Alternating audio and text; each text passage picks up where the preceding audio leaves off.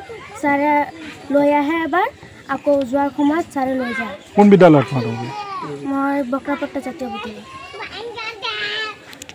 হয়, যাতায়াতৰতো বহুত অসুবিধা হৈছে। এই দলংখন লৈ যোৱাত পানীটো উটুৱাই লৈ গ'ল। এতিয়া সিটো চাইডে যিমান ল'ৰা ছোৱালী আছে, ইটো চাইডে যিমান ল'ৰা ছোৱালী আছে, তেওঁলোকৰ স্কুল বিদ্যালয়লৈ যোৱাত মানে বহুত অসুবিধা হৈ আছে। সেইকাৰণে মই চৰকাৰলৈ এটাই আবেদন থাকিব, চৰকাৰে যাতে অতি সোনকালে আহি পেলাই আমাৰ এই বক্ৰাপট্টা গাঁওখন চাই যায় আৰু অতি সোনকালে যাতে আমাৰ দলংখিনি বনাই দিয়ে, ল'ৰা ছোৱালীৰ ফালে চাই যাতে চবেই নিজৰ নিজৰ স্কুলত যাব পাৰে।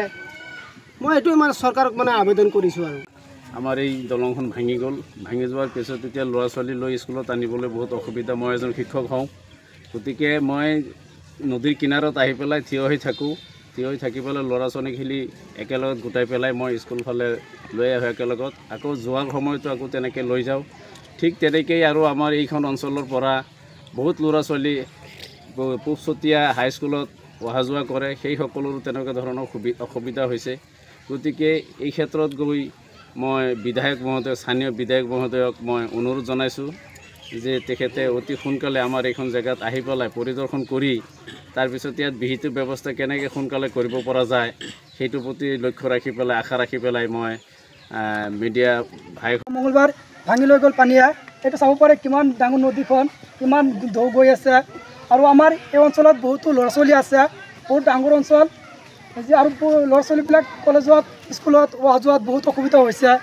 ইয়াতো ভয়ত ল'ৰা ছোৱালীবিলাক স্কুলত আহিব নোখোজে, যিহেতু ইমান পানী।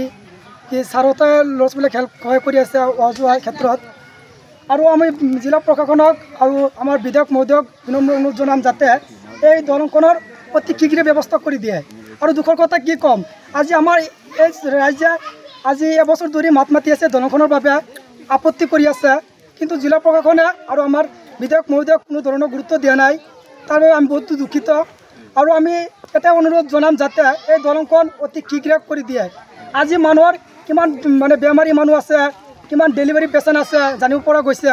সিহঁতৰ সময় আহি আছে ডেলিভাৰীৰ, তো সিহঁতৰ কিমান অসুবিধা হ'ব এতিয়া চিভিলত লৈ যাবৰ কাৰণে। সেইবাবে বিনম্ৰ অনুৰোধ জিলা প্ৰশাসনক আৰু আমাৰ বিধায়ক মহোদয়ক যাতে অতি শীঘ্ৰেই এই দলংখনৰ ব্যৱস্থা কৰি দিয়ে। দলংখনৰ নাম কি আছিল? নদীখনৰ নাম কি? গাঁওখন বক্ৰাপট্টা। বক্ৰাপট্টা দলংখন কি ঘগ্ৰা নদীৰ ওপৰত থকা দলং? এই যি ঘগ্ৰা দলং আমাৰ এইটো যোৱা মঙলবাৰে উঠাই লৈ গ'ল। আমাৰ যিটো স্থানীয় বিশ্বনাথ জিলাৰ যিটো স্থানীয় বিধায়ক আজি 1 ঘণ্টা সময়ৰ কাৰণেও দিব পৰা নাই। আজিলৈকে এইটো দলং ৰাইজে 100 টকা 50 টকাতে চান্দা তুলি পেলাই এইটো বনাই আছে। আজিলৈকে কোনো MLA, কোনো প্ৰশাসনে ইয়াত গুৰুত্ব দিয়া নাই। আমাৰ CM ছাৰক মই অনুৰোধ জনাইছোঁ এইটো দলং আমাৰ খিকতে আমাৰ কোনো গুৰুত্ব দিব লাগে। আৰু বিধায়ক আমাৰ প্ৰমোদ পাঠকৰ ছাৰক মই অনুৰোধ কৰিছোঁ আপুনি 1 ঘণ্টাৰ কাৰণে আহি পেলাই আমাৰ এইটো যি ৰাইজৰ অৱস্থা, সেই অৱস্থাখিনি আপোনালোকে চাওক।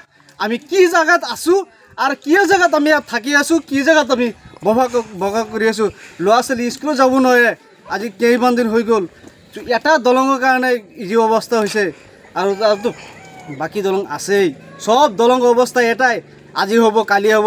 আপুনি নিজেই কৈছে, আমি গৈছিলোঁ, আপুনি নিজে কৈছে দলংটো হ'ব বুলি, কিন্তু এতিয়ালৈকে হোৱা নাই। আপুনি অনুৰোধ কৰিছোঁ ছাৰ আমাক অকণমান আহি পেলাই আপুনি চাওক আমাক।